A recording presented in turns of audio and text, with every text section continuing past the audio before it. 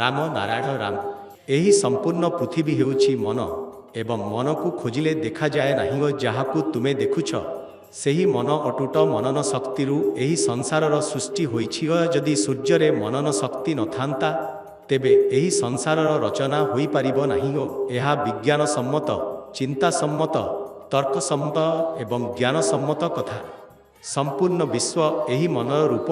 ତାପ ଦେଲେ ବରଫ ପିଘଳିଯାଏ ଏବଂ ସେହି ବରଫ ଜଳରେ ତରେ। ସମ୍ପୂର୍ଣ୍ଣ ସଂସାର ମନର ରୂପ ହେଉଥିଲେ ଏତେ ରୂପ ଏହି ମନରୁ କେମିତି ଆସିଛି? ମନ ଠୋସ୍ ହେବାକୁ ପାରେ ନାହିଁ, ଜଳ ଠୋସ୍ ହେବାକୁ ପାରେ ନାହିଁ, ତଥାପି ସେହି ଜଳ ବରଫ ହୋଇଯାଏ। ପୃଥିବୀ, ରକ୍ତ, ମାଂସ, ବୀର୍ଯ୍ୟର ସୃଷ୍ଟିର ନିୟମ ଯାହା ଅଛି ସେହି ନିୟମ ଅନୁସାରେ ଚାଲିବ।